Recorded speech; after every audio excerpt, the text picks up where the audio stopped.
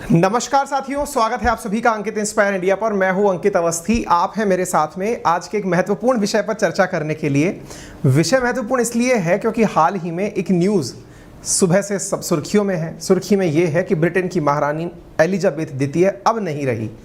अब जब उनके बारे में ये न्यूज़ सुनी गई तो उसके बाद से ही ट्विटर पर एक तरह का बाढ़ आई हुई है ट्विटराइट्स की, और वो ये है कि अब तो कोहिनूर भारत आ जाना चाहिए। तो आज के सेशन में हम ये चर्चा करेंगे कि क्या आज इस बारे में चर्चा करना, पहली बात तो कि भाई कोई व्यक्ति इस धरती पर नहीं रहा, उसके तुरंत बाद जो बहस शुरू हो गई है वो ये है कि अब कोहिनूर भारत आ जाना चाहिए।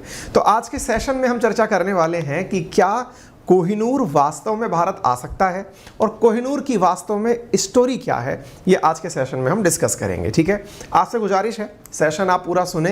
अगर आपको पसंद आ जाए तो सेशन को लाइक और शेयर तो कर ही दीजिएगा, लेकिन चैनल पर नए रहें आप तो एक बार सब्सक्राइब भी कर दीजिएगा। आइए शुरुआत करते हैं साथियों। यहाँ पर आपको एक ताज दिखाई पड़ रहा है, यानी कि सिर पर लगाया जाने वाला मुकुट दिखाई पड़ रहा है।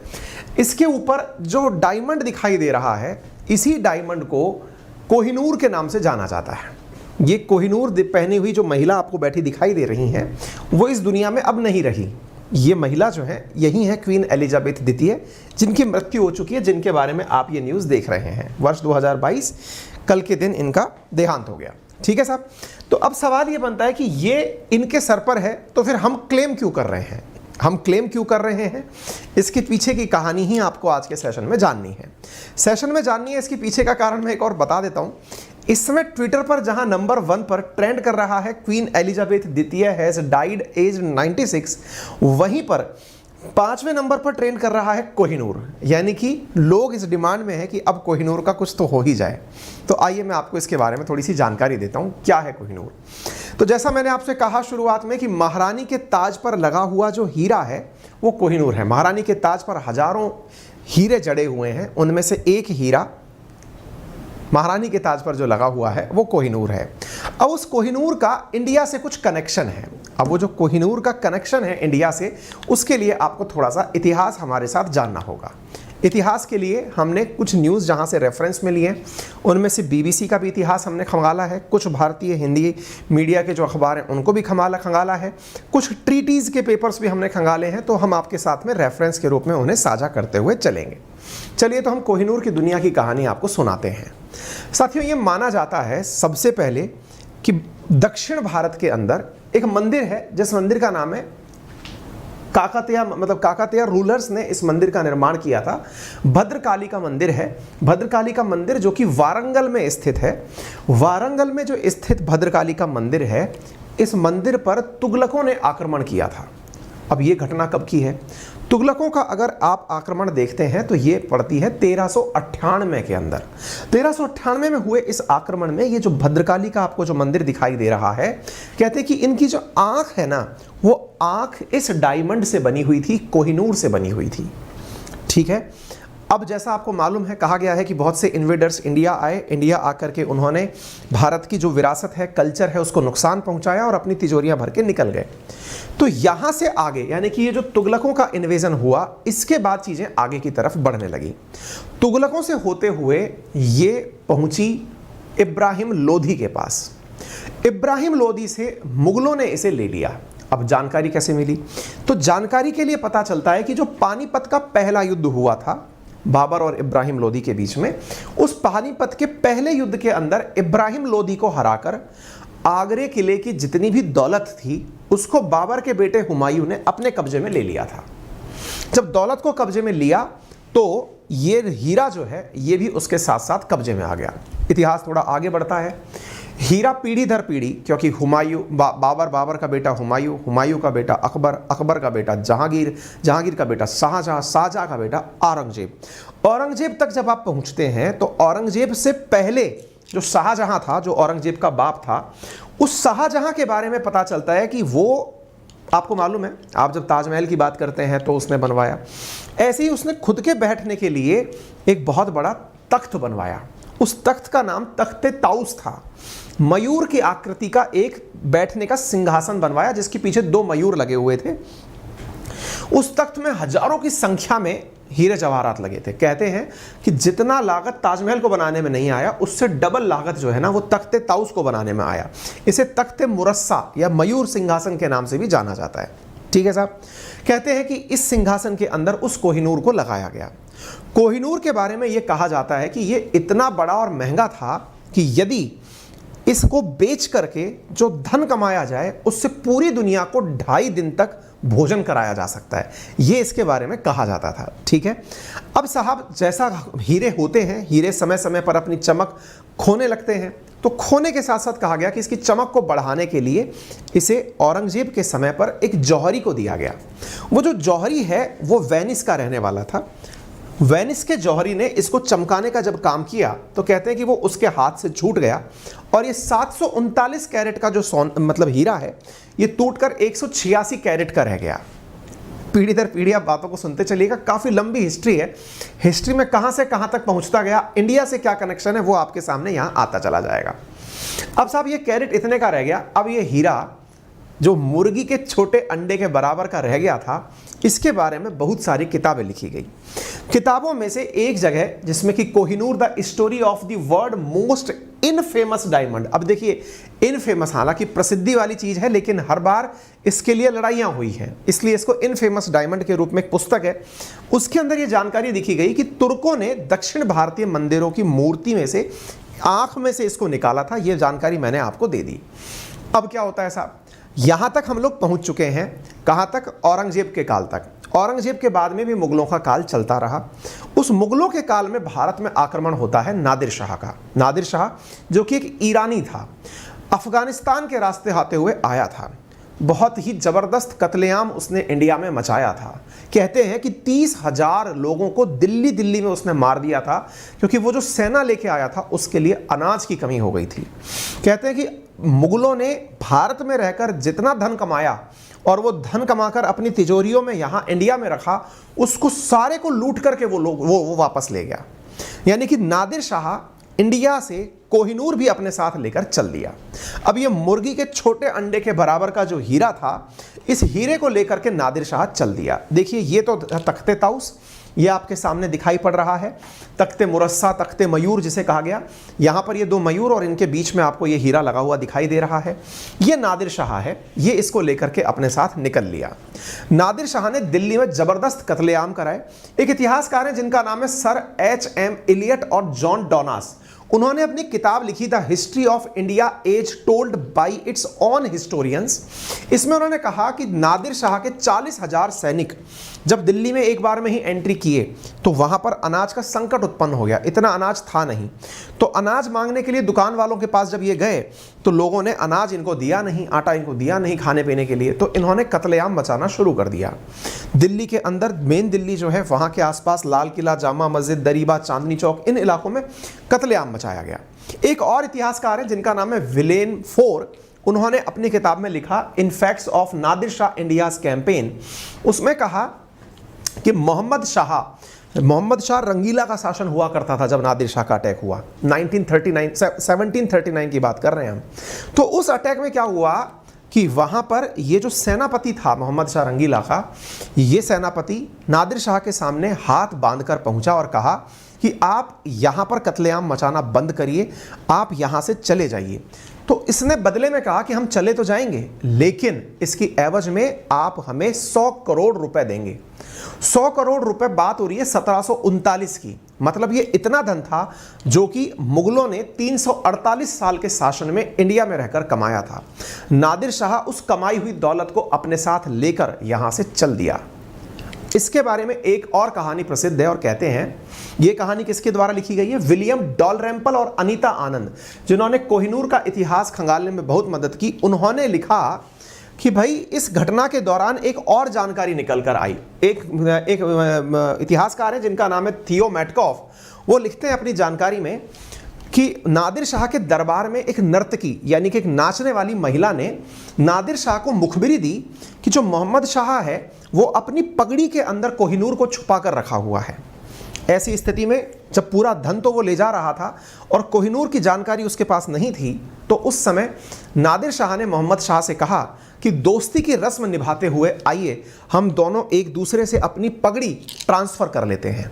और पगड़ी ट्रांसफर के साथ, धोखे के साथ, वो जो हीरा है वो एक सर से दूसरे सर पर चला गया। ये कहानी किसने कहा? ये कहानी कही है थियो मैटकॉफ, जो कि एक इतिहासकार हैं। देखिए, हिस्ट्री में जो जानकारियां हैं ये इतिहासकार खंगाल खंगाल के निकालते हैं और आप तक ये जानकारियां पहुंच गई हैं। फिर क्या होता है साहब?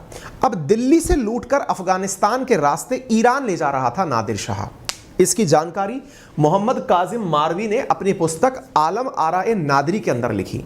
कहता है कि दिल्ली में 57 दिन तक नादिर शाह रहा। 16 मई 1739 को चुराई हुई पूरी मुद्रा या लूटी हुई पूरी मुद्रा के साथ, माल के साथ वो जा रहा था, जिसमें से तख्ते ताउस भी था, जिसमें के साथ में कोहिनूर भी था और तैमूर की रूबी भी यहाँ पर उपस्थित थी। कहते हैं कि इस धन को चुराने के मतलब ले जाने के लिए उसने 700 हाथी, 400 ऊंट और 17,000 घोड़े, इतनी जगह पर धन लाद करके ले जाना पड़ रहा था। आप सोचकर देख सकते हैं कि इंडिया वाकई में एक सोने की चिड़िया थी, जिसको इतने सालों तक विदेशी आक्रांताओं ने लूटा, इनके जाने के बाद अंग्रेजों ने लूटा, और लूटने के बाद भी इंडिया आज 5वीं सबसे बड़ी इकोनॉमी बनकर खड़ा है। बस विश्वास करने की आवश्यकता है, तो वो केवल इतना कि यदि आप अपने अंदर जो नौकर है उसे मारकर मालिक पैदा कर लें, तो इंडिया कब इन सबको पीछे छोड़ देगा, किसी को अंदाजा नहीं है।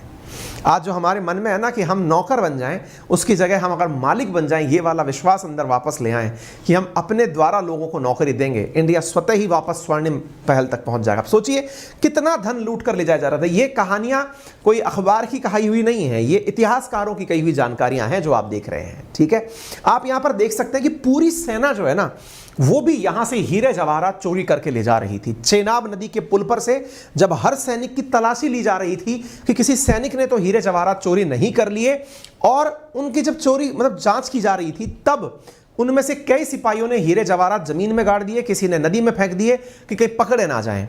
इस तरह से अंदाजा लगा सकते हैं कि सैनिकों के पास भी कितने हथियार वो थे, मतलब चुराया हुआ धन था। अब आप पूछेंगे फिर क्या हुआ? अब साहब ये पहुंच गया नादिर शाह के पास। नादिर शाह के बाद में नादिर शाह का एक अंगरक्षक हुआ करता था, जिसका नाम था अहमद शाह अब्दाली। ये वही अब्दाली है जो पानीपत की तीसरी लड़ाई के लिए आप जानते हैं, जिसके ऊपर पानीपत करके फिल्म भी इंडिया में बनी है। अब ये जो अहमद शाह अब्दाली है ना, इससे 1813 में भारतीय पंजाब के राजा रणजीत सिंह ने इस हीरे को जीत लिया। यानी कहां से शुरू हुआ था? दक्षिण भारत, वारंगल से शुरू होता होता ईरान पहुंचा, ईरान से अहमद शाह अब्दाली अफगानिस्तान, और वहां से होता हुआ वापस रणजीत सिंह जी के माध्यम से कहां आ गया? पंजाब आ गया। रणजीत सिंह जी के पास में ये रहने लगा, और रणजीत सिंह जी इसको बहुत बखूबी सजाकर साथ में रखने लगे। ये कहानी अंग्रेजों के आने के बाद की है, मतलब अंग्रेज इस समय बक्सर प्लासी कर चुके थे। ये उस तरह की कहानी है साहब। फिर क्या हुआ? अब जब ये थे तो रणजीत सिंह जी जब इस हीरे को पहना करते थे, तो कोहिनूर को दिवाली, दशहरे आदि त्योहारों पर आम जनता के लिए बाहर निकाला जाता था, दिखाने के लिए। देखिए कितना खूबसूरत हीरा है ये। सब लोगों को ये लिखा, कहते हैं कि दुनिया भर के लोग इस हीरे को देखने के लिए दूर दूर से आते थे। मुल्तान, पेशावर, दूसरे जगह से लोग आकर के इस हीरे को देखने के लिए पहुंचा करते थे। फिर क्या हुआ साहब? अब चूंकि अंग्रेज आए थे, जब दुनिया इतना धन लूट कर ले जा चुकी थी, तो अंग्रेजों के मन में भी तो यही था कि भाई अब हम भी थोड़ा लूटें।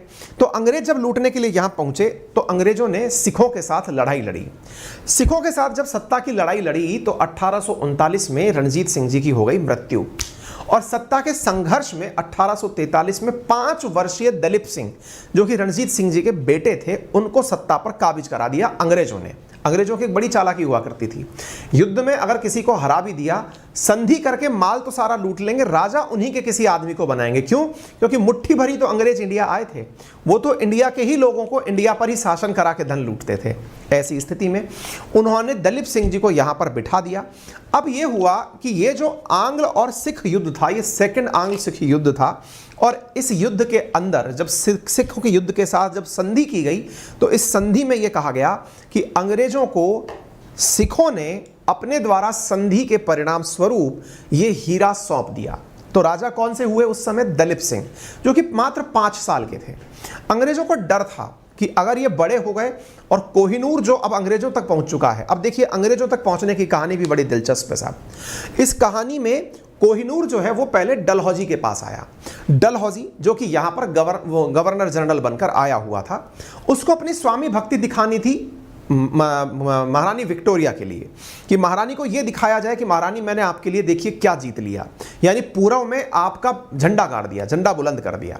तो डलहौजी ने इस हीरे को यहां से यानी इंडिया से लाद कर इंग्लैंड भेजने के लिए जहाज पर चढ़ा दिया। दलीप सिंह जी उनके लिए संकट बन गए कि यार कल को ये बच्चा बड़ा हो गया, हमने राजा तो बना दिया और इसने वापस हीरा मांग लिया तो क्या होगा, इसलिए उन्हें भी पढ़ाई करने के लिए इंग्लैंड भेज दिया गया। महारानी दलीप सिंह जी को इसलिए साथ रखने लगी, प्यार से व्यवहार रखने लगी कि कहीं ये बच्चा बड़ा होकर के हमसे अपना हीरा वापस ना मांग ले। ये वो ट्रीटी है जिसको कि आप सभी लोग रेफरेंस में इसलिए देख लें क्योंकि आगे चलकर आपके ये काम में आने वाली है। क्या है इधर देखिए, the gem called Kohinoor which was taken from Shah Shuja al Mulk by Maharaja Ranjit Singh shall be surrender by Maharaja of Lahore to the queen of England. अब महाराजा ऑफ लाहौर सुन लीजिएगा, उस समय इंडिया और पाकिस्तान एक थे, तो रणजीत सिंह जी जो उस समय पंजाब लाहौर के राजा थे वो इंडिया वाला ही लाहौर, यानी कि पाकिस्तान भी तो इंडिया का ही हिस्सा था। ये लाहौर शब्द याद रखना क्योंकि इससे चलकर कुछ और बातें आएंगी। इस लाइन में 3 चीजें हैं जिन्हें आप याद रख सकते हैं। पहला, विच वॉज टेकन फ्रॉम शाह सूजा मुल्क, ये कहां का था, अफगानिस्तान का। रणजीत सिंह जी ने शाह सूजा को हराकर इसको अपने पास लिया था। रणजीत सिंह जी के बेटे दलीप सिंह ने इस संधि के माध्यम से अंग्रेजों को यह हीरा सौंप दिया। उस समय ये राजा कहां के हुआ करते थे, लाहौर के हुआ करते थे। 3 देश इन्वॉल्व कर दे रहा हूं अभी, शाह सूजा अफगानिस्तान का, लाहौर हो गया अब वर्तमान में पाकिस्तान का, और रणजीत सिंह को तो हम इंडियन मानते ही हैं, तो इंडिया का क्लेम तो ओरिजिन से ही चला आ रहा है। ये ट्रीटी की लाइन है जो आप लिखी हुई यहां पर देख रहे हैं। अब सुनिए आगे की कहानी। कहानी यार अच्छी लग रही हो ना तो इसको और शेयर कर देना क्योंकि बहुत जबरदस्त रिसर्च करके इसको बनाया गया है। ये सब चीजें ऐसी पड़ी हुई नहीं मिल जाती है, टीम बहुत मेहनत करती है आप तक पहुंचाने के लिए। सेशन को शेयर करना, लाइक करना, ये आप अपनी तरफ से अगर कर देते हैं तो हमारा मोटिवेशन बढ़ जाता है, और जब आप सुनकर खुश होते हैं और बदले में आप हमारा चैनल सब्सक्राइब कर जाते हैं तो हमारी टीम का उत्साह और बढ़ जाता है। हम केवल आपसे यही अपेक्षा रखते हैं। आगे की बात सुनिए। फिर साहब ये जो कोहिनूर है, इस कोहिनूर की कहानी में इंग्लैंड की यात्रा सवार होती है। अब इंग्लैंड की कहानी सुनिए साहब। इसके बारे में एक बहुत बड़ी अंधविश्वास प्रचलित है कोहिनूर के बारे में कि ये जिसके पास गया उसके पास रुका नहीं। मतलब कोहिनूर के बारे में ये अंधविश्वास है कि ये पुरुषों के पास तो टिकता ही नहीं है, टिकता है तो महिलाओं के पास या फिर मंदिरों में, इसके अलावा ये किसी के पास नहीं टिका। जिसके पास गया वहां पर इसने नुकसान पहुंचाया। अब इस कोहिनूर को यहां से इंग्लैंड भेजना था। अब इंग्लैंड भेजने के लिए जिस जहाज पर इसे रखकर भेजा गया उसकी जानकारी Kohinoor the story of world most infamous diamond नाम की एक पुस्तक है, उसकी सहलेखिका है अनीता आनंद। उन्होंने लिखा कि जब जहाज में इस कोहिनूर को चढ़ाया गया तो किसी को बताया नहीं गया कि यहां से आपको कोहिनूर लेके जाना है, क्योंकि अगर पता चले, रास्ते में किसी को पता चल गया तो जहाज लुट जाए। इसको बहुत सीक्रेटिव तरीके से इंग्लैंड भेजा गया। लेकिन जैसा इसके बारे में किंवदंती प्रचलित है, अंधविश्वास प्रचलित है कि जहां यह होता है वहां मुसीबत लाता है, तो मुसीबतों के पहाड़ के रूप में जहाज के अंदर जो है हैजा फैल गया। और जब यह हैजा फैला तो मरते मरते लोग मॉरिशस के बाउंड्री पर पहुंचे। मॉरिशस रुकने ही वाले थे, लेकिन लोगों को, मॉरिशस के लोगों को पहले पता चल गया कि इस जहाज में हैजा लेकर के मरीज आ रहे हैं। उनने कहा अगर उतर गए तो बेटा तुम्हारे को हम गोली मार देंगे। तो एक बार में ही यह जहाज इंग्लैंड पहुंचाया गया। इंग्लैंड जब यह जहाज पहुंचा तो बहुत बुरी समुद्री तूफान से घिरते घरते, मतलब अधमरी हालत में, कहते हैं कि बस 2 ही टुकड़े होने बचे थे, इतनी बुरी हालत में ये इंग्लैंड पहुंचा। वहां से इससे कोहिनूर को उतारा गया। जब पता चला तो बड़ा आश्चर्य हुआ, किसी को यह जानकारी नहीं थी कि इसके अंदर, मतलब सब लोगों को यह विश्वास हो गया कि इसके अंदर कोहिनूर था, इसलिए इसको इतनी मुसीबतों का सामना करना पड़ा। अब साहब लंदन पहुंचता है कोहिनूर। इसको एक तरह से प्रतीक के रूप में देखा गया। अंग्रेज जो हैं भारत के पश्चिम की तरफ रहते हैं, है ना, तो पश्चिमों ने पूर्व की तरफ अपनी जीत दर्ज कर ली, तो पूर्व पर अपना परचम लहर गया। इसकी तरह से इसकी नुमाइश लगाई गई। नुमाइश का मतलब हुआ आम जनता के लिए दिखाने के लिए इस हीरे को रखा गया। कोहिनूर को ब्रिटेन ले जाने के बाद 3 साल तक इसकी कोई नुमाइश, मतलब 3 साल बाद इसकी नुमाइश, मतलब आम जनता के लिए इसको रखा गया। लोग इसको दूर दूर से देखने आने लगे। कहते हैं कि लंदन में कभी इतनी भीड़ जमा नहीं हुई जितनी इस डायमंड को देखने के लिए, कोहिनूर को देखने के लिए जमा हुई। लोग घंटों घंटों महलों के बाहर खड़े होकर के इंतजार किया करते थे कि भाई हम अंदर जाएंगे और इस महल के, मतलब इसको देखेंगे। ब्रिटिश फौजी ताकत का प्रतीक बन गया। कुछ इस तरह की पुरानी तस्वीरें वर्तमान में भी मार्केट में हैं, आप देख सकते हैं। यहां पर बीच में नुमाइश के लिए इसको रखा गया था, ये आप देख सकते हैं। लोग दूर दूर से आकर के, उस समय की कुछ तस्वीरें हैं जहां पर आकर के इसको देखा करते थे। अब दलीप सिंह ने कोहिनूर रानी विक्टोरिया को भेंट किया, इसको लेकर के बहुत बड़ी बात है, और वो ये है कि दलीप सिंह जो उस समय बच्चे थे उनसे एग्रीमेंट साइन करवा लिया गया कि आप महारानी विक्टोरिया को ये सौंप रहे हैं, ये बात कह दीजिए। महारानी विक्टोरिया को अंदर से कहते हैं कि इस बात का गिल्ट था कि दलीप सिंह बहुत छोटे हैं और उन्हें जब इस बात का बड़े होने पर एहसास होगा कि उनके साथ धोखा हुआ है तो वो इसको कभी पहनने से बचती थी। इसी वजह से उन्होंने कोहिनूर को पहनने की जगह अपनी तिजोरी में छुपा करके रखा। लोगों को यह बात पता चले इसलिए दलीप सिंह जो हैं उनको हमेशा इस चीज़ से दूर रखा। दलीप सिंह जब बड़े होने लगे तब उनको कहा गया कि मैं आपको एक नायाब चीज़ दिखाना चाहती हूँ। कहते हैं कि कोहिनूर को जब दलीप सिंह को दिखाया गया तो दलीप सिंह उसे लेकर खिड़की के नज़दीक गए और खिड़की के नज़दीक जाकर के कहा कि ये अब वो कोहिनूर नहीं है जो हमारे पिताजी पहना करते थे, इसे बहुत ज़्यादा काटा पीटा जा चुका है, इसकी चमक जा चुकी है। लेकिन दलीप सिंह जो है वो उस समय तो देख करके उसे खुश हुए, लेकिन फिर महारानी को उन्होंने वापस सौंप दिया और कहा कि विक्टोरिया ये मैं आपको बहुत सम्मान के साथ इसे तोहफे में दे रहा हूं। अब ये बात फिर से बहुत बड़ी है कि उस समय कौन प्रेजेंट था जिसकी प्रेजेंस में ये बात कही गई, लेकिन आपको मानना पड़ेगा विक्टोरिया को उन्होंने कहा, ऐसा अंग्रेजों के द्वारा इतिहास में मेंशन किया गया है कि साहब विक्टोरिया को दलीप सिंह ने खुद से खुश होकर के दिया। कुछ नाटक भी इस चीज के ऊपर बने हैं, हमने उसी के रेफरेंस में एक तस्वीर आपके साथ साझा की है। दलीप सिंह जो है अब बड़े होकर के वहां से इच्छा जाहिर की कि मैं अपनी मां से मिलकर आऊंगा साहब। उनकी मां को नेपाल में रखा हुआ था, इनकी मां का नाम था जिंदन कौर। जिंदन कौर से मिलने के लिए इंग्लैंड से चलकर दलीप सिंह वापस इंडिया आते हैं। कलकत्ता में उनके मिलने की जगह रखी जाती है। अब देखिए सिखों का खून था, अंग्रेजों को डर था कि कहीं ये वापस बगावत ना कर दे। इनको अगर वहां जाकर पता चल गया कि हम कौन थे, अभी तो बच्चे थे ना, बच्चे से वहां गए बड़े हुए, अभी तो पता ही नहीं है कि क्या है इंडिया में।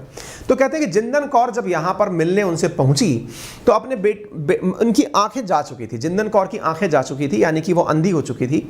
उन्होंने अपने बच्चे को जब सहलाया तो उन्होंने सिर पर देखा तो जिंदन कौर ने पाया कि इनके सर पर बाल नहीं है। बाल से मतलब जो सिख अपने सिर पर टर्बन पहनते हैं वो नहीं है, और बाल कटा चुकी हैं। इससे वो बहुत ज़्यादा नाराज हुई और वो बहुत ज़्यादा चिल्लाने लगी कि ये क्या तुमने कर लिया। एक प्रकार से इनके कल्चर से भी सिखिज्म को दूर किया जा रहा था। लेकिन जैसे ही सिख सैनिकों को ये बात पता चली, जो कि उस समय पर युद्ध के लिए कहीं दूर गए हुए थे, अफगान युद्ध, अफीम युद्ध के लिए चीन गए हुए सिख सैनिक थे, उन्हें जब पता चला कि रणजीत सिंह के बेटे दलीप सिंह कलकत्ता आए हुए हैं तो वो उनसे मिलने पहुंचे। महल के बाहर नारे लगने लगे, सत श्री अकाल, जो बोले सो निहाल। इससे डर गए अंग्रेज और उन्होंने तुरंत इन दोनों को वापस से जहाज पर बिठाया और रवाना कर दिया। अदन की खाड़ी के पास जाकर के कहते हैं कि जब ये बातें पता चली, रानी को ये सब बातें बुरा लगा। इन्होंने कहा कि अब हम वापस नहीं जाएंगे, हम अपना पुराना वापस इतिहास पाएंगे। लेकिन अंग्रेजों ने उन्होंने कहां मार दिया, किसी को कुछ नहीं पता चला। 21 अक्टूबर 1893 को पेरिस के एक बहुत मामूली से होटल में दलीप सिंह जी की लाश प्राप्त हुई। यानी एक तरह से अंग्रेजों ने इनके साथ क्या किया, कब किया, कुछ पता नहीं है, और ये जानकारी इतनी प्राप्त होती है कि ये साहब नहीं बचे। ठीक है साहब, फिर क्या था? अब वर्तमान स्थिति क्या है? तो महारानी विक्टोरिया के पास अब तक की कहानी में कोहिनूर पहुंच चुका है। अब आगे क्या करें साहब? अब कोहिनूर टावर ऑफ लंदन में मौजूद है। कोहिनूर के साथ चूंकि यह अंधविश्वास फैल चुका था कि कोई भी पुरुष उसे हाथ लगाएगा तो उसे बर्बाद कर देगा, लेकिन महिलाएं इसे पहनने में कोई दिक्कत नहीं रख सकती। तो आप देख लीजिए कि महाराना विक्टोरिया के बाद में उनके बेटे एडवर्ड सप्तम जो है ना, उन्होंने अपने ताज में कोहिनूर को नहीं लगवाया। उनकी पत्नी महारानी अलेक्जेंड्रा जो है, उन्होंने अपने यहां पर कोहिनूर को लगाया। इसके बाद में भावी राजा हुए जॉर्ज पंचम, उनकी पत्नी थी राजकुमारी मैरी, उन्होंने भी अपने ताज में इसको पहना। इसके बाद में महारानी एलिजाबेथ द्वितीय जो हैं, उन्होंने अपने रेगुलर ताज में इसको जगह नहीं दी और इसे उठा करके टावर ऑफ लंदन के जेवल हाउस में रखवा दिया कि भाई आप यहां पर ही इसको रखिए सुरक्षित, और इसको मतलब पहनने में यूज मत लिए, इसको सुरक्षित रखिए क्योंकि बहुत महंगा सामान है। अब आपका और मेरा सवाल बनता है, सर कहानी तो बहुत ज्यादा सुन ली, कोहिनूर की स्टोरी आ गई, अब ये बताइए कि क्या ये वापस आ सकता है कि नहीं आ सकता? देखिए वर्ष 2016 के अंदर सुप्रीम कोर्ट के अंदर इससे रिलेटेड एक रिट पिटीशन दायर की गई थी, एक प्ली दायर की गई थी जिसका नाम था all India human right and social justice front के द्वारा एक प्ली याचिका लगाई गई कि हमारा कोहिनूर वापस क्यों ना ले लिया जाए, कहां से? इंग्लैंड से क्यों ना मंगा लिया जाए।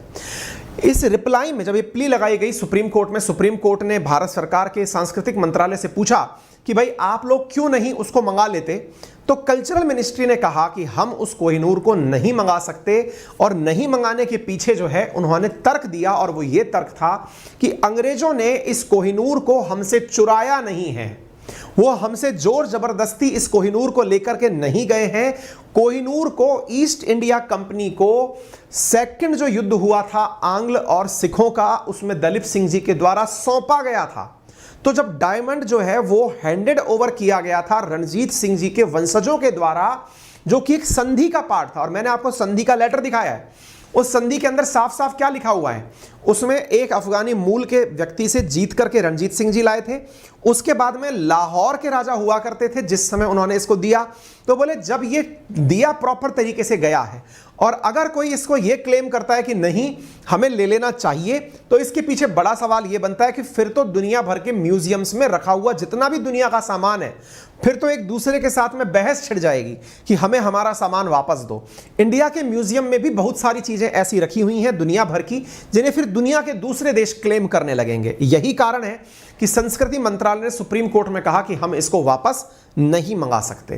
Kohinoor given to East India Company by Punjab rulers, ये भारत सरकार ने अपेक्स कोर्ट यानी सुप्रीम कोर्ट को कहा, और कहा कि हम इसको वापस क्लेम भी नहीं कर सकते। तो उम्मीद है कि आप लोग जिस उम्मीद के साथ इस सेशन को सुन रहे थे, वो जानकारी आपको पता चल गई होगी कि इंडिया चाह करके भी इसे क्लेम नहीं कर सकता। अब सवाल बनता है कि साहब क्लेम नहीं कर सकता तो फिर पाकिस्तान इसे क्यों मांग रहा है। देखिए उनकी बात छोड़िए, उनको अंतरराष्ट्रीय संधियों का शायद इतना ज्ञान ना हो, वो तो पापा करेंगे जो बेटा भी करेगा। तो ऐसी स्थिति में पाकिस्तान का क्लेम है कि रणजीत सिंह जी जो है वो लाहौर के राजा हुआ करते थे, और लाहौर वर्तमान में पाकिस्तान में है, तो टेक्निकली उसे उसको मांगना चाहिए। इसलिए पाकिस्तान के अंदर भी एक प्ली दायर की गई वर्ष 2019 में कि साहब कोहिनूर हमें दे दिया जाए। ये ब्रिटिशर्स ने करी। आपको मालूम होगा, मैंने कहा था अफगानिस्तान के एक राजा से उन्होंने जीता था, किसने? रणजीत सिंह जी ने। तो साहब तालिबान भी कहां पीछे रह सकता था भाई साहब, तालिबान जो है ना, उसने भी अपने द्वारा क्वीन से इस कोहिनूर को मांगने की डिमांड कर दी। यह घटना कब की है? वर्ष 2000 की है कि साहब हमको हमारा हीरा वापस चाहिए, हमसे लेकर के गए थे। क्यों साहब? क्योंकि अहमद शाह अब्दाली ने नादिर शाह से लिया था। नादिर शाह इंडिया से जीता, उससे कोई लेना देना नहीं है। तालिबान ने कहा हमारा है इसलिए हमको दीजिए। तो कहने का मतलब यह है कि एक प्रकार से इसको 3-4 जगह से अभी तक क्लेम किया जा चुका है। अब इस तरह के क्लेम ना हो दुनिया भर में, इसलिए एक अंतरराष्ट्रीय एग्रीमेंट हो रखा है जिसका नाम है convention of means of prohibition and prevention of illicit import, export and transfer of ownership of cultural property. दुनिया भर के देशों ने 1970 में एक कन्वेंशन पर साइन किया। मतलब इसके ऊपर जब साइन किया, इसमें यह कहा गया कि भाई कोई भी प्री हिस्ट्री चीजें हैं ना, उनको कोई भी देश एक दूसरे से क्लेम नहीं करेगा अनटिल अनलेस वो चोरी होकर ना गई हो। ठीक है, इंडिया इसका सिग्नेटरी है और इस वजह से हम इस चीज को डिमांड नहीं करते। अब क्या होगा वर्तमान में उसका, जब क्वीन एलिजाबेथ नहीं रही तो क्या होगा? तो भाई साहब ये जो है ना, अब जो राजा बने हैं प्रिंस चार्ल्स से जो किंग चार्ल्स बन रहे हैं, उनकी पत्नी है कैमिला, अब उनको ये मिलने वाला है। तो कैमिला कौन है? तो ये जो क्वीन है ना, ये किसकी है? मतलब ये इसके हीरे को अब अपने साथ लेने वाली हैं। प्रिंस चार्ल्स की जो पत्नी है कैमिला, उनके पास में कोहिनूर जाने वाला है। तो मुझे लगता है कि आपको आज बहुत सारी जानकारियां आज के सेशन में पता चल गई होंगी। ये कैमिला जी हैं जो कोहिनूर को अब अपने विधिवत रूप से स्वीकार करेंगी। जानकारी पता चल गई हो तो कृपया करके इस सेशन को लाइक और शेयर तो कर ही देना, और मुझे पूरी उम्मीद है कि आपको हमारी मेहनत पसंद आई होगी, और उस मेहनत में आप हमारे सेशन को, चैनल को सब्सक्राइब करना कतई नहीं भूलेंगे। इस पूरे कंटेंट की पीडीएफ मैं अपने ऑफिशियल टेलीग्राम चैनल, मैं आपको फिर से याद दिला दूं, हमारे 2 ही टेलीग्राम चैनल हैं और दोनों ही वेरीफाइड हो चुके हैं टेलीग्राम के द्वारा। ब्लू टिक इन्हें मिल चुका है। एक का नाम है GK by Ankit Awasthi sir और एक का नाम है अंकित अवस्थी सर। आपको ये दोनों जगह पर अभी थोड़ी देर में प्राप्त हो जाएगा एज ए पीडीएफ फॉर्मेट, आप वहां से इसे प्राप्त कर सकते हैं। ठीक है, तो go and get the subscription of Ankit inspires India, जो कि फ्री ऑफ कॉस्ट है। आपको केवल सब्सक्राइब का बटन दबाना है। आज का सेशन कैसा लगा जरूर हमें फीडबैक में बताएं। धन्यवाद।